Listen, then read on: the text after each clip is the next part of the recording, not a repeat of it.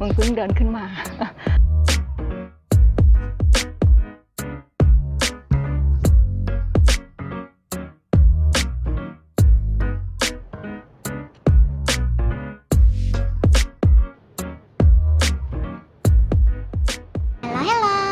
สวัสดีค่ะทุกท่านค่ะขอต้อนรับสู่เช้าวันที่3นะคะแต่ก่อนเลยก็คือเติมพลังก่อนจ้ะ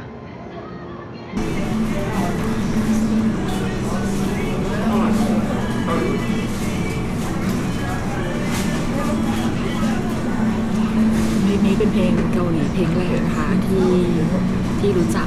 ซ้ำได้ว่าตอนนั้นไปเรียนที่รัสเซียใช่ไหมแล้วก็มีพวกน้องๆเกาหลีเขาไปเรียนภาษารัสเซียที่นู่นแล้วก็พอสนิทกันอ่ะนางก็เปิดเพลงเปิดอะไรให้ฟังเนี่ยแหละนะแล้วก็นี่ก็เป็นเพลงแรกที่รู้จักเพลงเกาหลีนะคะแล้วก็คนไทยอ่ะชอบเพลงนี้มากจนถึงกระทั่งให้แบบเพื่อนแบบช่วยแกะเป็นคาราโอเกะให้อ่ะเพื่อที่ว่าเราจะได้ร้องไปกับเขาได้อ่ะฟังเพลงนี้ที่ไรก็จะนึกถึงแบบช่วงที่อยู่รัสเซียนะคะช่วงที่ไปเรียนมันก็มีความสนุกสนานเจอเพื่อนหลากหลายเพื่อนเกาหลีน่าจะเยอะสุดแล้วมั้งคะแล้วก็รูมเมทเราเป็นคนเกาหลีคุณป้านะคุณป้าเจซุนนะไม่รู้ตอนนี้อยู่ที่ไหนบนโลกใบนี้แล้วนะคะถ้าใครรู้จักป้าเจซุนที่ใส่แว่นตานะคะเป็นนางเผยแผ่ศาสนาคริสต์ก็ให้ทักมาที่ช่องนี้ได้นะคะคิดถึงป้านะคะอาจารย์ไปดูแมปกันต่อซึ่งแบบโอ้ my god คุณค่ะ my god นั่นคือสิ่งที่เราต้องเดินขึ้นไป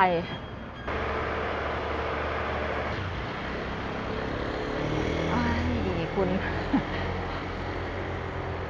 ขอยาดมก่อนเลยได้ไหมอ๋อคุณไปคุณเอาจริงตอนแรกก็แบบซูดอยู่นะแต่พอเห็นคุณลุงคุณป้า2ท่านนั้นที่เดินลงมาจากข้างบนแล้วฉันแบบ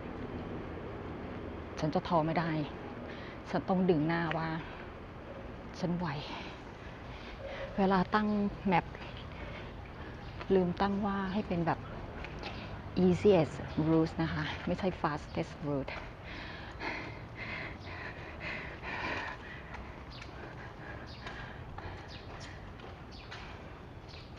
คุณลุงคุณป้ามองหน้าสารว่าอีนี้เหนื่อยอะไรเนี่ยมึงเพิ่งเดินขึ้นมา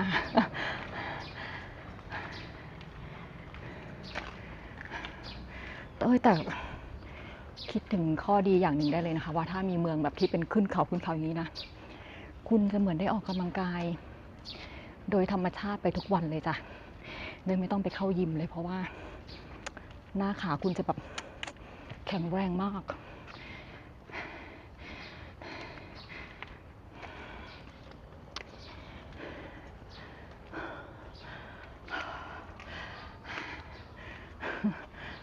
ไปทางไหนต่อโอ้พักหายใจแป๊บ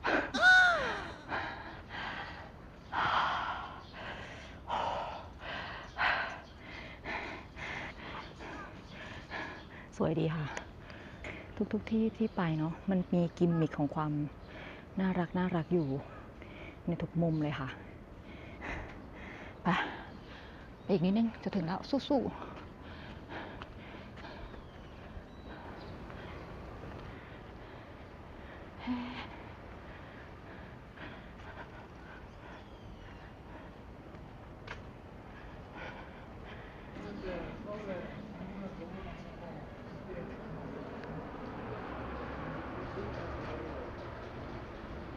โอ้นี่มันสวยมากคุณโอ้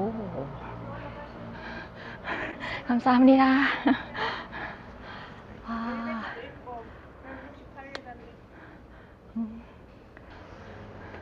ไป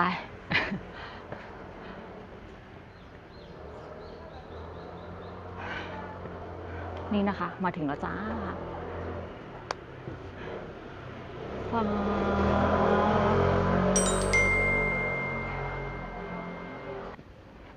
ลืมนับอะแต่เราเชื่อใจเขาค่ะเขาบอก168ก็น่าจะต้อง168อันเนี้ยเขาบอกว่าสมัยก่อนอะมันเป็นทางขึ้นลง ของคนเกาหลีที่มาย้ายมาอาศัยที่นี่นะคะเป็นเหมือนเป็นเส้นทางลงไปซื้อข้าวซื้อของเดินขึ้นเนินมากลับเข้าบ้านอะไรอย่างนี้นะคะไปไหนต่อ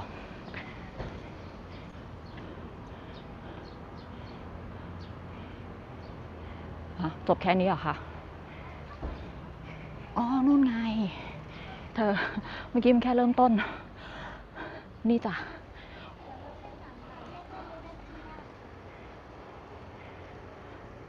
คุณมันชันมากนะถ้าเราจะต้องแบบแบกน้ำแบกอะไรขึ้นไปตรงนั้นอ่ะทุกวันอ่ะสงครามเกาหลีมันเริ่มช่วงปี1950จนถึง1953ใช่ไหมคะซึ่งแบบพอมานั่งแบบนึกดูแล้วเฮ้ยมันก็ผ่านมาแค่ไม่กี่50-60 ปีก็คือยังอยู่ในช่วงรุ่นพ่อแม่ปู่ย่าตายายเราได้เลยเนาะสมัยเก่าอะค่ะเวลาเราเรียนประวัติศาสตร์ใช่ไหมเราจะรู้สึกว่าเหตุการณ์ที่เกิดขึ้นอะมันแบบผ่านมา100-200 ปีใช่ไหมคะเหมือนห่างไกลจากเราอะแต่พอมาถึงยุคปัจจุบันเนี่ยทุกอย่างอะจากที่เคยค่อยๆเปลี่ยนแปลงอะความเปลี่ยนแปลงทุกอย่างมันเหมือนเปลี่ยนไปเร็วมากภายในไม่ถึง100 ปีอะค่ะอย่างเกาหลีอะที่เรารู้กันอะจากช่วงสงครามเกาหลีเขาก็มีการปฏิรูปโครงสร้างทางเศรษฐกิจใช่ไหมคะแล้วก็ถ้าจะไม่ผิดก็คือช่วงตั้งแต่ปี1997อะที่เขาเริ่มพาประเทศอะเข้าสู่อุตสาหกรรมพวกเทคโนโลยี1997มาถึง1926คุณมันเท่าไหร่เอง30 ปีกลายเป็นประเทศหนึ่งเลยที่เจริญอย่างรวดเร็วภายใน30 ปีอะคุณมันแบบมันสุดยอดนะ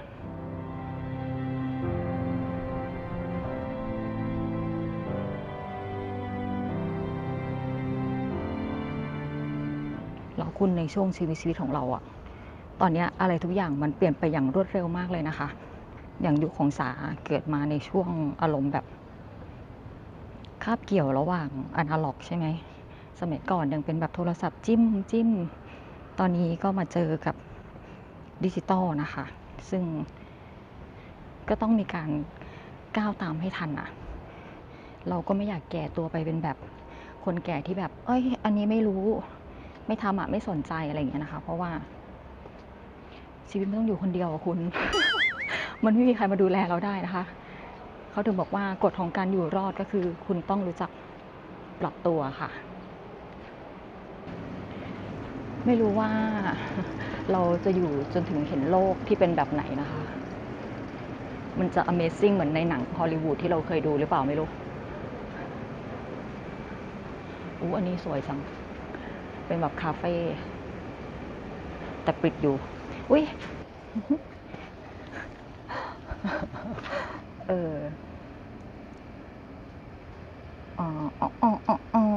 นี่คือหนทางที่เราต้องก้าวต่อนะคะเราผ่านมาแค่นี้ค่ะสู้ต่อไป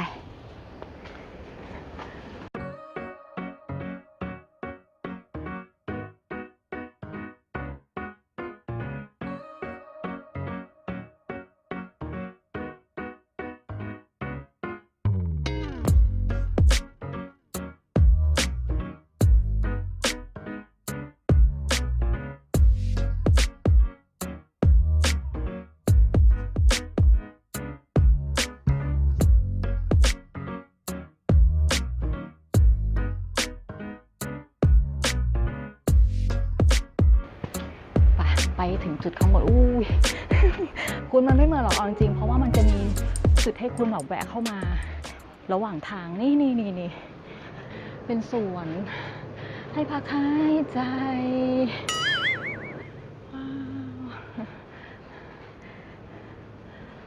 ข้อดีของการนั่งรถรางก็คือก็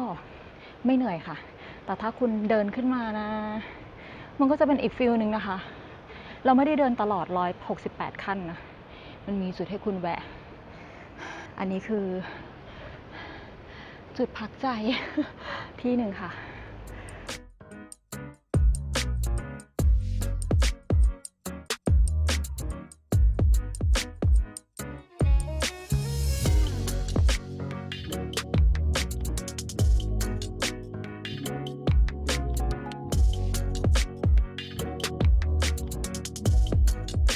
อุ๊ย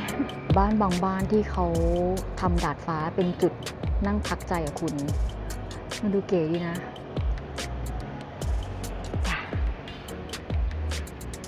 เดินกันต่อดีกว่า Show me how you do that trick น่ารักอะ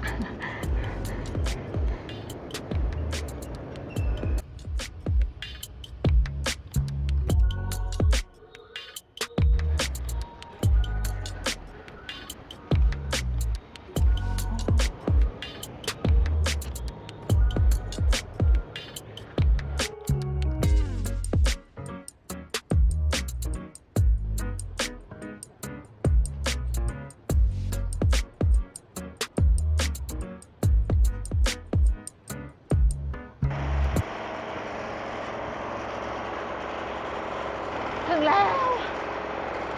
และอ่า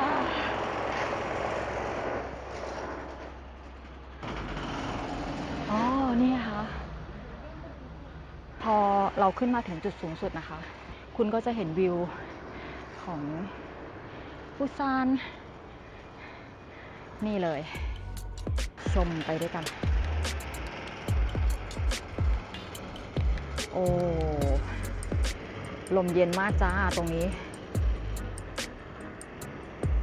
ตรงนู้นก็จะเป็นตึกสูงๆนะคะ แล้วฝั่งเมืองเก่าก็ยังมีความเป็นแบบบ้านอารมณ์เหมือนตึกบ้านนะคุณเรียกไม่ถูก ตึกสองแถวอะไรอย่างเงี้ยค่ะ อยู่เรียงกันไป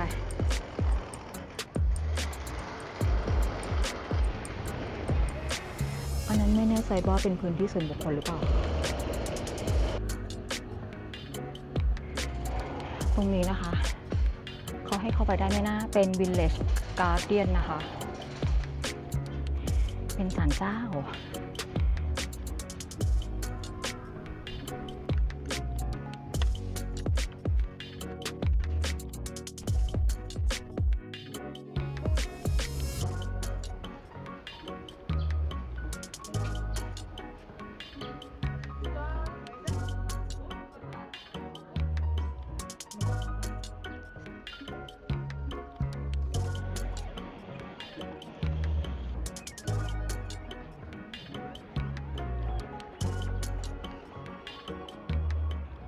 แวะมาที่นี่แล้วค่ะแฮอุนแด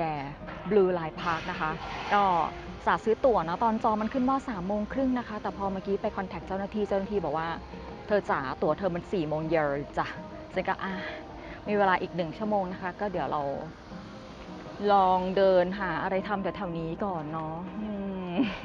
ด้วยน้ำเสียงหงอยเหงานะคะ ก็ทิเก็ตของสานะสาซื้อผ่านคลุกค่ะ แล้วก็มาติดต่อที่สถานีลงที่ซงจองนะคะ แต่ว่าต้องปักหมุดมาว่าเป็นแฮอึนแดไลน์พาร์คนะคะ จะได้มาทุกที่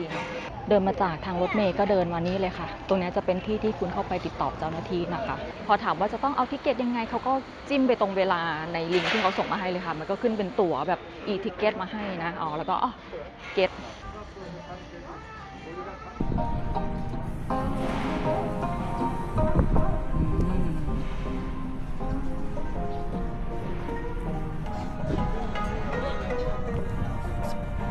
ไม่มีใครมาเลยหรอ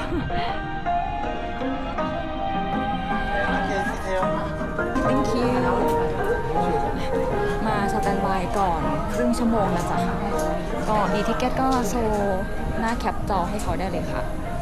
เดินเข้ามาที่นี่อันนี้ต้องเป็นบีชดีแน่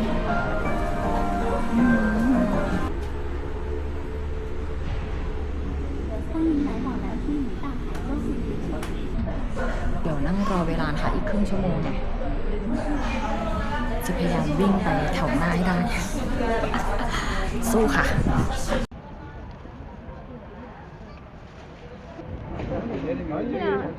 ว้าวรถไฟมาแล้วจ้าเทียบทันชลาแล้วจ้าใส่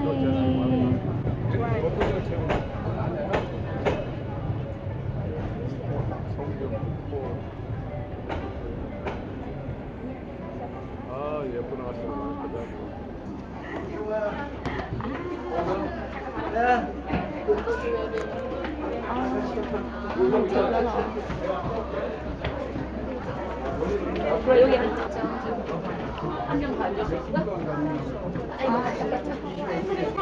๋อมันเป็นแบบนี้ค่ะคุณนั่งเรียงกันไปแบบนี้2 แถวให้นั่งท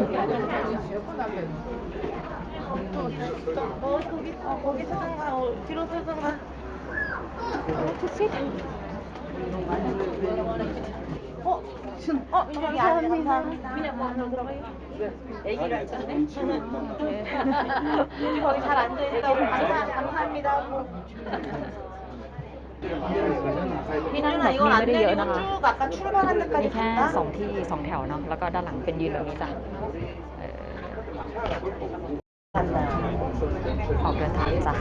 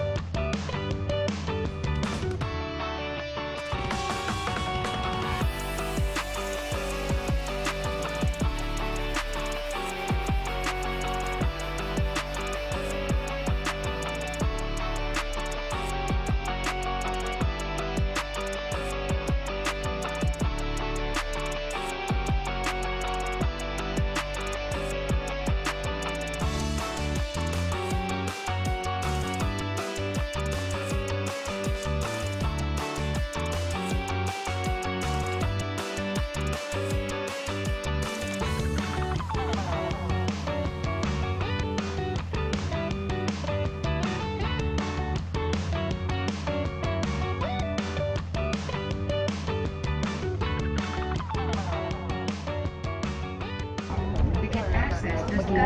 ที่ผ่านมาตรงโซนซัปโปนะคะ ก็คือรถขบวนที่เราอยู่เนี่ยค่ะเป็นแบล็กกราวน์นะ ให้คนถ่ายรูปนะคะคนที่อยู่หลังถนนใช่ไหมก็จะถ่ายรถไฟที่เราวิ่งผ่าน ซึ่งก็จะเห็นทะเลด้านล่างนะคะ เป็นแบบวิวแบบญี่ปุ่นที่เราบอกไปเมื่อกี้ ถ้าใครแบบชอบถ่ายรูปนะคะ ก็ให้ลงที่สถานีนี้ได้เลยค่ะ ถ้าใครลงที่สถานีนี้คุณก็สามารถใช้ทางเดินไม้ด้านหน้าเนี่ยเดินตามแนวไปจนถึงสถานีนิปโปได้เลย คนส่วนใหญ่ก็ลงที่สถานีนี้กันนะคะ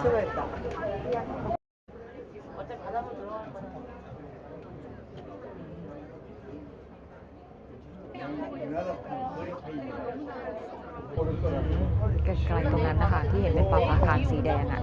ก็เป็นจุดแลนด์มาร์คอีกแลนด์มาร์คนึงนะคะที่คนชอบเดินไปถ่ายรูปกันไกลๆนู้นเลยค่ะ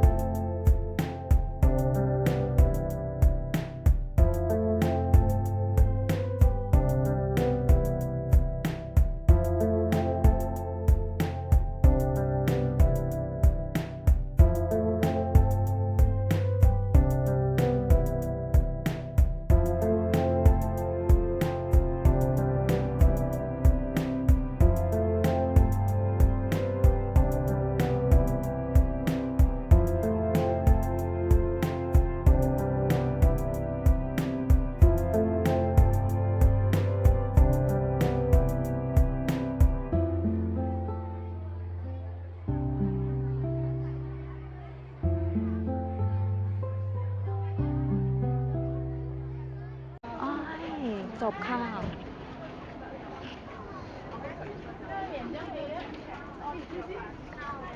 อุ๊ยแต่ว่าคุณ อ๋อมันอยู่ตรงนี้แต่ว่าอยากเดินกลับไปตรงเมื่อกี้นิดนึงได้ไหมไม่แน่ใจค่ะอ๋อโอเคออกจากสถานีนี้ไปก่อนนะคะ เดี๋ยวขอเก็บแรงเอาไปที่เคิร์ฟเมื่อกี้หน่อย น่าจะเดินกลับไปอีกสักพักหนึ่งเลยค่ะ แต่ว่ามันสวยดีอะเมื่อกี้ไม่อยากพลาด โอเค เดี๋ยวเราเดินกลับไปกันค่ะ นี่นะคะคุณถ้าเกิดใครนั่งน้องรถปุกปิกก็จะอยู่ข้างบนแบบนี้จ้ะ ก็จะเห็นวิวคิดว่าน่าจะเห็นวิวทะเลชัดกว่านะคะเพราะอยู่ข้างบนเลยนี่แต่ว่า ฉันมาคนเดียวไงฉันเลยนั่งรถไฟหาเพื่อนเยอะๆดีกว่าค่ะ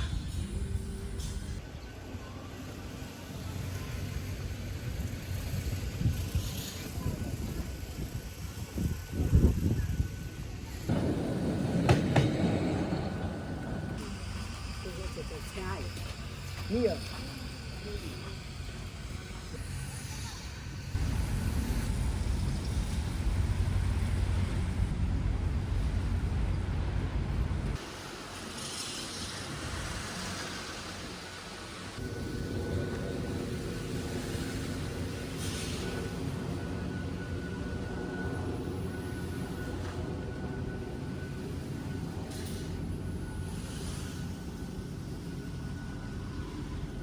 คุณคะเอาจริง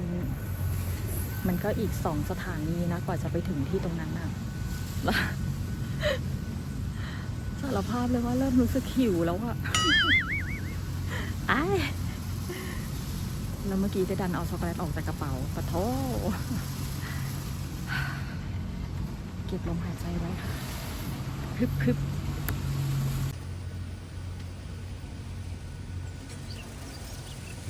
ไอ้ในที่สุดนะคะเดินมาถึงแล้วจ้ะ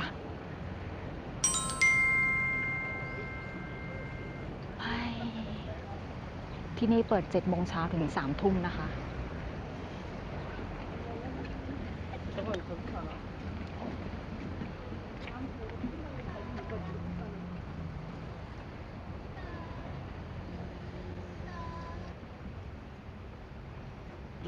ตรงกลางเป็นแบบกระจกหรือเปล่าอ๋อโอเค see through ค่ะ see through แต่เราก็ไม่เห็นอะไรแล้วนะคะเพราะว่ามันแบบกระจกมันสะท้อนเงาด้านบนอะเพราะว่า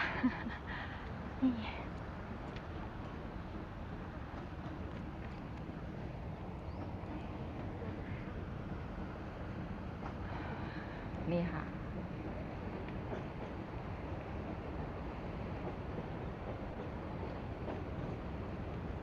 โน่นค่ะตรงโน้นที่จะเป็นจุดแลนด์มาร์คที่คนชอบไปถ่ายรูปกันก็คือประภาคารสีแดงตรงนั้นจ้ะ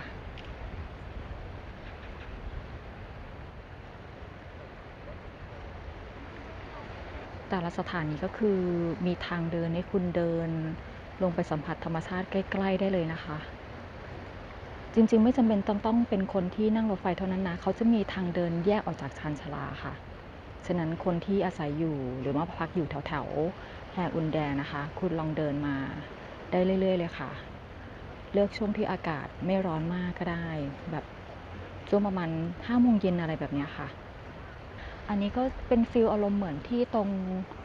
ดงแบ็กซมนะคะที่เราเดินกันวันแรกอะแต่อันนี้ก็จะเป็นแบบมีฟีลลิ่งแบบเห็นรถไฟวิ่งผ่านนะคะแล้วก็ตัวทางเดินอะมันยื่นมาหาทะเลแบบนี้ได้ยินเสียงคลื่นชัดเลย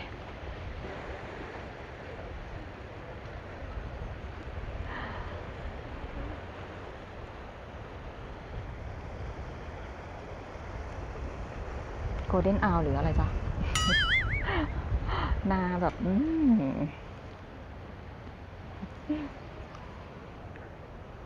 มันจะมีช่วงหนึ่งนะที่อยากลองมาก็คือช่วงที่มีดอกซากุระหรือว่าดอกพอดโกะเหรอคะที่เนี่ยจะเรียกว่าดอกพอดโกะหรืออะไรสักอย่างขออภัยจำไม่ได้ช่วงนั้นก็น่ามาเหมือนกันเนาะมันคงจะสวยฟินไปอีกแบบ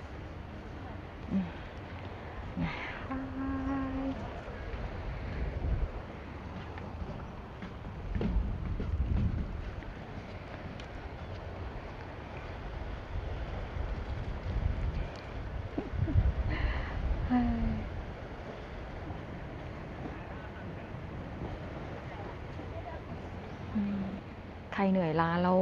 อยากมาเที่ยวต่างประเทศแบบปล่อยใจเรื่อยๆแล้วมีที่คุณพักผ่อนนะแนะนำปูซานนะคะ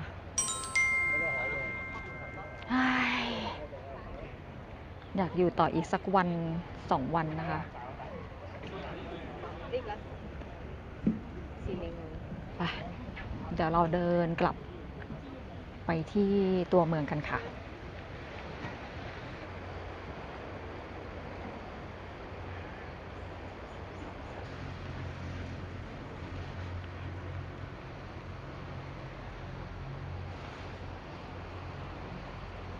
สำหรับใครที่ยังไม่เคยมาเที่ยวปูซานนะคะก็มันเหมาะกับความมาพักผ่อนแล้วก็มาเที่ยวนะคะสาอาจจะยังไม่ได้ไปในโซนที่มันเป็นแหล่งช้อปปิ้งเนาะเลยไม่รู้ว่ามันจะเป็นอารมณ์ประมาณไหนนะคะแต่ที่นี่มันมีห้างที่ใหญ่ที่สุดในโลกนะคะคุณฉะนั้นคนที่อยากมาเที่ยวอยากมาช็อปก็น่าจะครบจบในที่นี้ได้เลยจ้ะ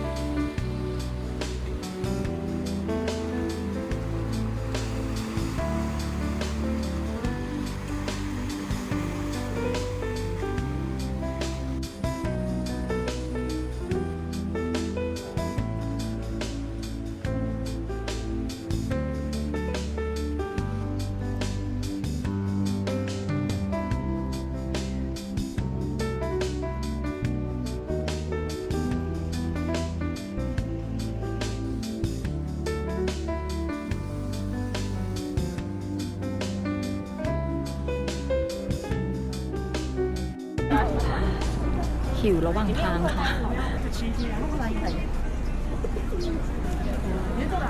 ได้แล้ว